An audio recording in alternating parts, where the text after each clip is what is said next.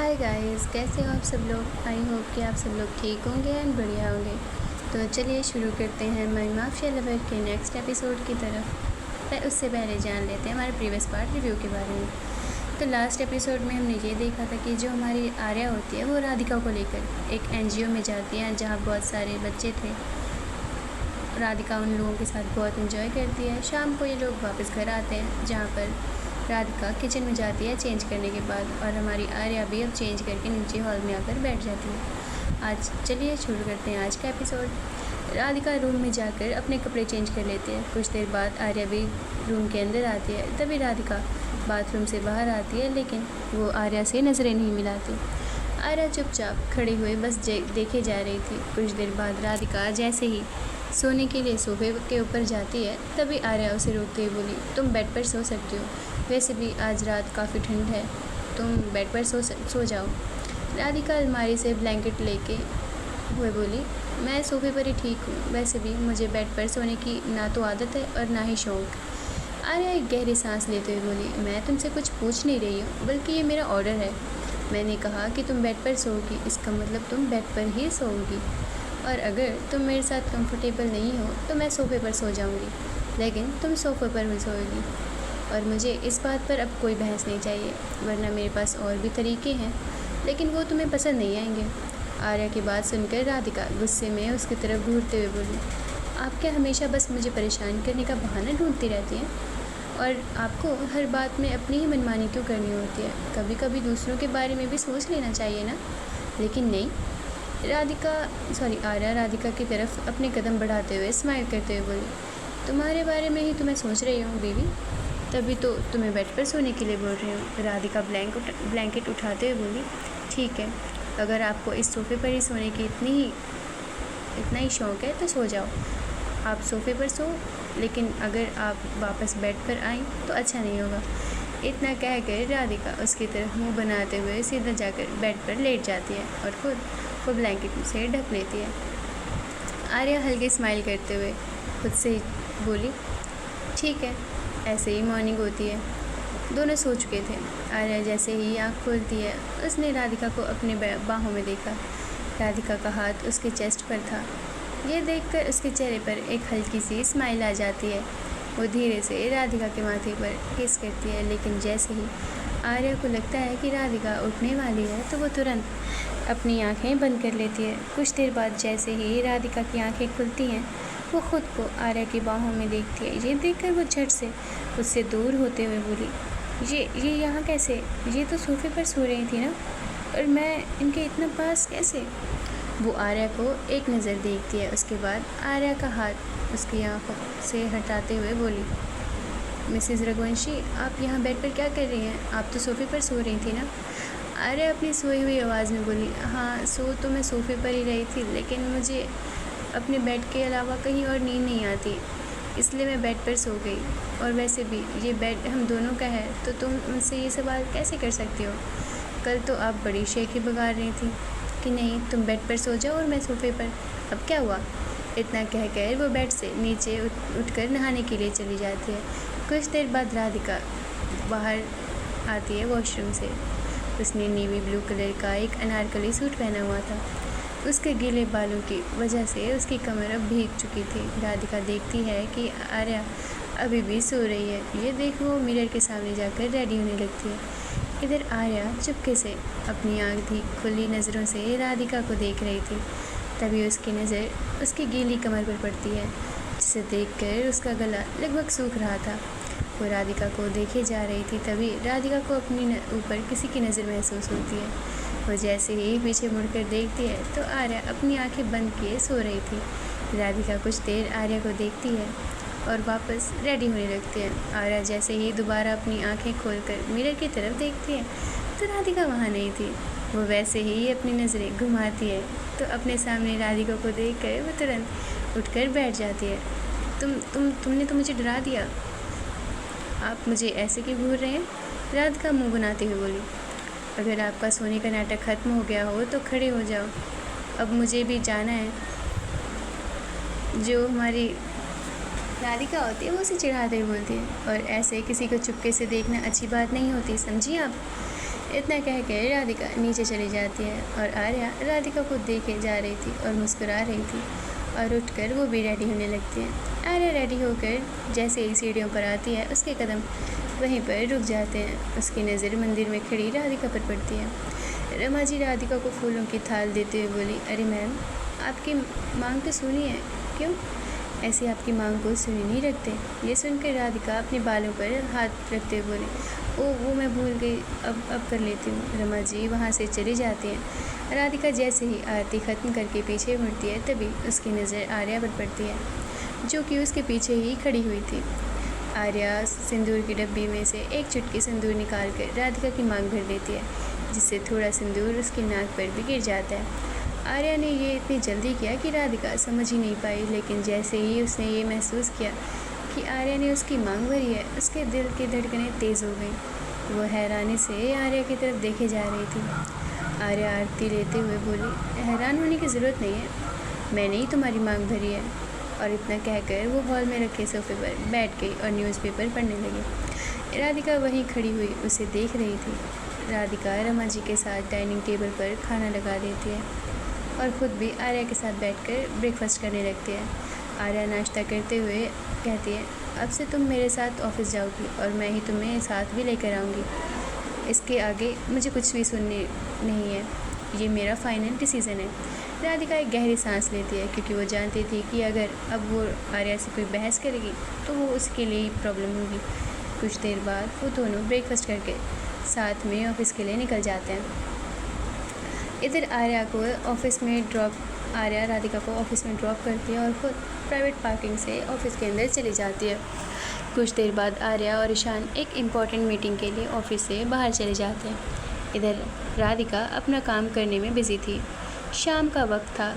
राधिका ईशा से कॉल पर बात कर रही थी। वो जैसे ही कॉल कट करती है तभी ऋषभ उसके पास आते हुए बोला, राधिका, मैं सोच रहा था कि वैसे भी आज हम दोनों का काम तो जल्दी ख़त्म हो गया है, तो क्यों ना हम दोनों कहीं बाहर चलें कॉफ़ी पीने के लिए। इस तरह से थोड़ा रिलैक्स भी हो जाएगा और हम बाहर भी घूम लेंगे, और वैसे भी बहुत दिन हो गए बाहर घूमे हुए। राधिका ऋषभ को देखते हुए बोली, आई एम सॉरी ऋषभ, लेकिन मैं तुम्हारे साथ बाहर नहीं जा सकती। एक्चुअली वो मुझे अपनी फ्रेंड से मिलने जाना है। एक काम करेंगे, हम कभी दोबारा प्लान करेंगे, तब तुम मुझे बता देना, फिर हम एक साथ चलेंगे। तभी जो ऋषभ होता है वो कहता है, अच्छा अभी मुझे जाना होगा, बाद में मैं आता हूँ। हमारी राधिका भी वहाँ से चली गई थी। इतना कहकर राधिका अपना बैग उठाकर ऑफिस से निकल जाती है। भले ही आर्या इस वक्त यहाँ नहीं थी, लेकिन उसके बॉडीगार्ड की नज़र राधिका पर ही थी। राधिका ऑफिस से बाहर खुद आकर खुद से बोली, एक काम करती हूँ, अभी ईशा को आने में टाइम लगेगा, तब तक मैं मार्केट में जाकर उसके लिए एक अच्छा सा गिफ्ट खरीद लेती हूँ। और इतना कहकर वो रिक्शा लेकर मार्केट के लिए निकल जाती है। एक बड़े सी मैंशन में सोफे पर बैठा एक मिडिल एज का एक आदमी किसी को कॉल पर बात करते हुए बोला, उस लड़की को उठा लो, लेकिन याद रहे वो सही सलामत यहाँ आए और मुझे कोई भी गलती नहीं होनी चाहिए। मुझे वो 1 घंटे के अंदर वो लड़की अपने सामने चाहिए, और अगर तुम लोग ये नहीं कर पाए तो अपनी मौत के लिए रेडी रहना। इतना कहकर वो कॉल कट कर देता है और हंसते हुए बोला, आर्या रघुवंशी, तुमने मुझसे दुश्मनी मोल लेकर बहुत बड़ी गलती कर दी। तुम्हारी वजह से मेरी कंपनी का इतना नुकसान हुआ, सिर्फ तुम्हारी वजह से। मेरी कंपनी अब बैंक करप्ट हो गई है, अब तो तुम्हें इसका बदला चुकाना ही होगा, और मैं तुमसे इसका बदला लेकर रहूँगा, और तुझे अपने किए पर अब पछतावा बहुत होगा। बहुत गुरूर है ना तुझे खुद पर, तो मैं तुम्हारा गुरूर तोड़ूँगा। इधर राधिका मार्केट में पहुंच जाती है। वो ऑटो रिक्शा से उतरकर ईशा के लिए एक गिफ्ट ढूंढने लगती है। कुछ देर तक वो ऐसे ही कुछ शॉप्स पर और घूमती है। तभी उसे एक शॉप पर ईशा के लिए एक गिफ्ट मिलता है। हाँ, ये उसके लिए परफेक्ट रहेगा। अब मैं जानती हूँ कि वो इसे बहुत देखकर खुश होगी। वो उस गिफ्ट को पैक कर लेती है। ईशा को राधिका कॉल करती है। तभी वो एक बच्चे से टकरा जाती है, जिससे वो बच्चा ज़मीन पर गिर जाता है। राधिका तुरंत उसे उठाते हुए बोली, आई एम सॉरी बच्चा, आपको कहीं लगी तो नहीं ना, आप ठीक तो है ना? वो बच्चा अपनी मासूम शक्ल बनाकर राधिका को देखते हुए बोला, दीदी मैं ठीक हूँ, लेकिन मेरी दोस्त को चोट लग गई है, क्या आप मेरी हेल्प करेंगी दीदी प्लीज़? इतना कहकर वो बच्चा एक सड़क की तरफ इशारा करता है, जहाँ बहुत कम भीड़ थी। वो बच्चा इतना कहकर रोने लगता है। ये देखकर राधिका उसे शांत करवाते हुए बोली, अरे आप रो क्यों रहे हैं बच्चा, मैं हूँ ना, मैं करती हूँ आपके लिए आपके दोस्त की हेल्प, चलो आप मुझे उसके पास लेकर चलो। ये कहकर राधिका उस बच्चे के साथ चली जाती है, लेकिन जैसे ही वो वहाँ पहुँचती है तो उसे वहाँ कोई दिखाई नहीं देता सिवाय खाली सड़क के। ये देखकर जैसे ही वो पीछे मुड़ी तो बच्चा भी वहाँ से गायब था। इससे पहले कि वो कुछ समझ पाती तभी कुछ लोग आकर राधिका को बेहोश करके उसे ज़बरदस्ती कार में बिठा लेते हैं। बॉडीगार्ड्स के जैसे ही उस कार पर नज़र पड़ती है वो तुरंत उस कार का पीछा करने लगते हैं। इधर कार में राधिका के मुंह पर पट्टी बंधी हुई थी और रस्सी से उसके हाथ और पैर दोनों बंधे हुए थे। बॉडीगार्ड की गाड़ी राधिका की गाड़ी के पीछे ही थी, लेकिन तभी अचानक बीच में एक ट्रक आ जाता है जिससे राधिका की गाड़ी वहीं से गायब हो जाती है। बार बार ढूंढने पर भी बॉडीगार्ड्स को वो गाड़ी कहीं नज़र नहीं आती। तभी उनमें से एक सीनियर लोकेश बोला, हमें जल्दी से बॉस को ये बात बतानी होगी। इतना कहते ही वो कुणाल को कॉल कर देता है। कुणाल कुछ रिंग जाने के बाद ही तुरंत कॉल पिक करता है। लोकेश कुणाल को सारी बात बता देता है। इधर आर्या कुछ क्लाइंट्स के साथ मीटिंग कर रही थी। तभी कुणाल उसके पास आकर बोला, मैम आपको कुछ बताना है, आप मेरे साथ बाहर चलिए। ये सुनकर आर्या जैसे ही कुणाल के साथ रूम से बाहर आई वो उसकी तरफ देखते हुए बोली, हाँ बताओ क्या बात करनी है। ये सुनकर कुणाल अपना सर झटकते हुए बोला, मैम वो राधिका मैम को किसी ने किडनैप कर लिया है। आर्या ने जैसे ही ये सुना उसके पैरों तले ज़मीन खिसक गई। उसकी आंखों में गुस्से की झलक साफ दिखाई दे रही थी। उसने कुणाल को घूरते हुए पूछा, ये सब कैसे और किसने किया, और लोकेश और उसकी टीम वहाँ पर क्या कर रही थी।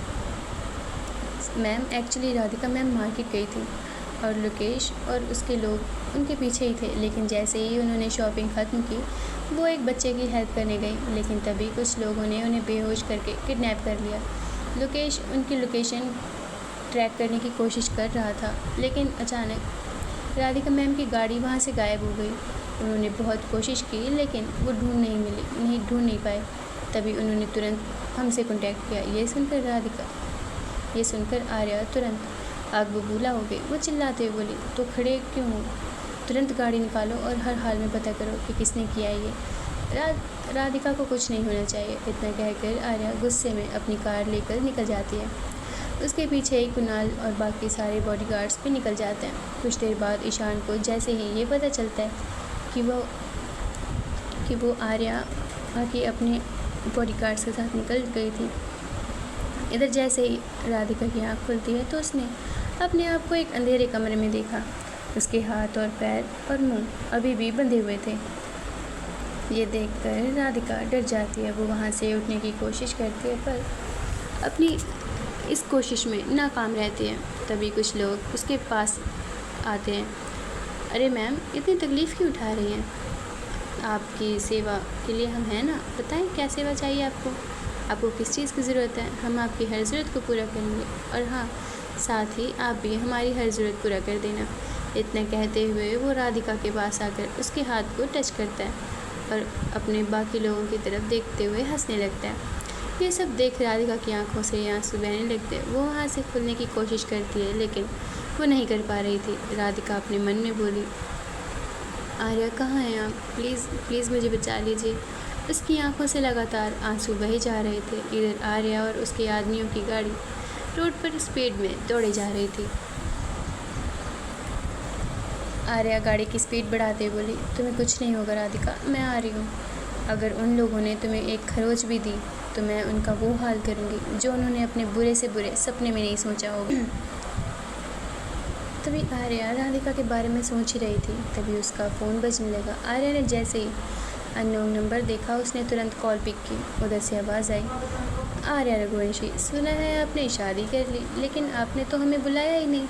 लेकिन जो भी है आपकी बीवी है बहुत खूबसूरत। इतना कहकर वो हंसने लगता है। आर्या ये आवाज़ सुनते समझ जाती है कि कॉल पर कौन है और राधिका को किडनैप किसने किया है। आर्या के अंदर गुस्से की एक लहर दौड़ती है। मैं जानती थी कि इतनी नीच हरकत सिर्फ तुम ही कर सकते हो महेंद्र ठाकुर, लेकिन मेरी एक बात कान खोल कर सुन लो। अगर तुमने राधिका को एक खरोच भी पहुंचाई तो मैं तुम्हारा वो हाल करूंगी जो तुमने अपने सपने में भी नहीं सोचा होगा। तुझे बदला लेने का शौक़ है ना, तो अब तो आर्या से बदला ले, तो उसे बीच में मत ला। इतना कहकर आर्या कॉल कट कर देती है और केशव केशव को कॉल करके सब बताती है। केशव ने पहले ही रिंग में कॉल उठा लिया। केशव, राधिका को उस महेंद्र ठाकुर ने किडनैप किया है। उसे जल्द से जल्द मुझे राधिका की लोकेशन चाहिए अभी। इधर वो लोग राधिका के चेहरे से टेप को उतारते हैं। कौन हो तुम लोग, और तुम लोगों ने मुझे यहाँ किडनैप क्यों किया है? मुझे यहाँ से जाने दो। ये कहते हुए राधिका चेयर से उठने की कोशिश करती है, लेकिन रस्सी से बंधे होने की वजह से वो उठ नहीं पाती। उन आदमियों में से एक आदमी राधिका के पास आते हुए बोला, इतनी भी क्या जल्दी है जाने की? और हम आपको खोल सकते हैं, लेकिन एक शर्त पर, अगर आप हमारी इच्छा पूरी कर दें तो। वैसे आप हैं बहुत खूबसूरत और आपको देखकर खुद पर कंट्रोल करना बहुत मुश्किल है। ये कहकर वो हंसते हुए उसके और भी करीब जाने लगा। राधिका गुस्से में चिल्लाते हुए बोली, मेरे पास आने की कोशिश भी मत करना, और अगर तुम लोगों ने मेरे को छूने की कोशिश की या तुमने मुझे जाने नहीं दिया तो तुम्हारे साथ बहुत बुरा होने वाला है, और तुम्हारी इच्छा पूरी होगी, लेकिन वो इच्छा नहीं बल्कि कोई और पूरी करेगी, और उसके बाद तुम्हें कभी किसी भी चीज़ की इच्छा नहीं होगी। ये सुनकर उस आदमी को गुस्सा आ रहा था और उसने गुस्से में राधिका को ज़ोर से एक थप्पड़ मारा, जिससे राधिका के होठों के किनारे से खून निकलने लगा। तू 2 कौड़ी की लड़की मुझे धमकी देगी? क्या लगता है तुझे कौन आएगा तुझे बचाने यहाँ पर? तू इस वक्त एक ऐसी जगह पर है जहाँ तुझे कोई ढूंढ नहीं पाएगा, और मेरी मर्ज़ी के बिना तू यहाँ से कहीं नहीं जा पाएगी। सिर्फ तू मेरी ही इच्छा पूरी करेगी, लेकिन उससे पहले मैं तुझे यहाँ से भागने का एक भी मौका नहीं दूँगा। तभी देखते हैं तेरी हिम्मत कितनी बढ़ती है, क्योंकि तेरी ज़ुबान बहुत चलती है। इतना कहकर वो राधिका को रस्सी से आज़ाद कर देता है। राधिका के हाथ और पैर पर रस्सी के निशान हो चुके थे। कुछ देर राधिका उसे ऐसे ही देखती रही, और उसने जैसे ही वहाँ से भागना शुरू किया, तभी उस आदमी ने एक लोहे की रॉड से राधिका के दोनों पैरों पर एक अटैक किया, जिससे राधिका नीचे गिर गई। उसके पैरों से खून निकलने लगा और उसका सर जाकर पास में रखी मेज पर लगा, जिससे उसके सर से भी खून निकलने लगा। राधिका की आंखों से लगातार आंसू बह रहे थे। वो जैसे ही दोबारा उठने की कोशिश करने लगी, तो साथ में दोबारा फिर से उसके पैर पर किसी ने अटैक किया, जिससे राधिका के मुंह से एक ज़ोरदार चीख निकली। राधिका दर्द से तड़प रही थी। वो आदमी उसके पास बैठते हुए बोला, क्या हुआ, नहीं भाग पाई ना? तो भाग भी नहीं पाएगी, और अब मैं तेरे साथ वो करूँगा जो मेरा दिल करेगा। जैसे ही वो राधिका के चेहरे के पास आया, राधिका उसे तुरंत एक ज़ोरदार थप्पड़ मारती है। मुझे छूने की कोशिश भी मत करना। ये होते ही वो आदमी गुस्से में राधिका के हाथ पकड़ लेता है, जिससे राधिका को बहुत तेज़ दर्द हो रहा था। इसके हाथ और पैर दोनों बांध दो, और साथ में इसका मुंह भी। फिर देखते हैं इसका हाथ और ज़ुबान कैसे चलती है। और तभी तुरंत 2 आदमी आकर राधिका को दोबारा फिर से रस्सियों से बांध देते हैं। इधर केशव को जैसे ही राधिका की लोकेशन मिलती है, तो तुरंत आर्या को कॉल करते हुए बोला, मैम हमें उनकी लोकेशन मिल गई है, लेकिन मैम ये लोकेशन यहाँ से काफ़ी दूर है, शहर से दूर है। अगर हम कार से भी गए तो हमें 1 घंटे से ज़्यादा लगेगा। तुम मुझे बस लोकेशन भेजो और मेरा प्राइवेट जेट रेडी करो। कुछ देर में ही आर्या अपने लोगों के साथ प्राइवेट जेट में निकल जाती है। इधर राधिका की हालत बहुत बुरी हो चुकी थी। उसके अंदर अब और हिम्मत नहीं बची थी। उसकी आंखें आधी खुली और आधी बंद थी। वो आर्या का वेट कर रही थी, लेकिन अब उसके साथ साथ उसकी हिम्मत टूट रही थी। उसकी आंखों से लगातार आंसू बहे जा रहे थे। आर्या, कहाँ हैं आप? मुझे आपकी बहुत ज़रूरत है, प्लीज़ मुझे बचा लीजिए। वो आदमी राधिका के पास आकर उसके दुपट्टे को उसके ऊपर से उठाकर फेंक देता है। ये देखकर वहाँ खड़े बाकी सब लोग हंसने लगते हैं। उसने जैसे ही राधिका की तरफ अपना हाथ बढ़ाया, उसका फ़ोन बजने लगा। उसने जैसे ही फ़ोन स्क्रीन पर महेंद्र ठाकुर का नाम देखा, तो तुरंत कॉल उठाते हुए बोला, जी ठाकुर। उधर से महेंद्र ठाकुर बोला, तुम लोग होशियार रहो, क्योंकि वो आर्या रघुवंशी किसी भी वक्त वहाँ पर आ सकती है, और अगर वो एक बार आ गई तो तुम लोग किसी भी हाल में ज़िंदा नहीं बचोगे। और तुमने उस लड़की को चोट तो नहीं पहुँचाई है ना? क्योंकि अगर तुमने उसे कुछ किया तो तुम्हारे साथ क्या होगा, इसका अंदाज़ा तो मुझे भी नहीं है। महेंद्र ठाकुर आर्या को अच्छे से जानता था, और साथ में ही उसके गुस्से को भी। इधर ये सब हो ही रहा था, तभी वो आदमी हंसते बोला, अरे ठाकुर साहब, आप चिंता मत करिए। हमने इस लड़की को ऐसी जगह पर रखा है जहाँ वो आर्या कभी नहीं पहुँच पाएगी, बल्कि कभी उसे ढूंढ भी नहीं पाएगी। हमने एक ऐसी जगह पर रखा है जहाँ हमारे अलावा एक पक्षी भी नहीं आएगा। अरे ये लड़की कुछ ज़्यादा ही शोर मचा रही थी, इसलिए हमने बस थोड़ा सा इसे सेट कर दिया है।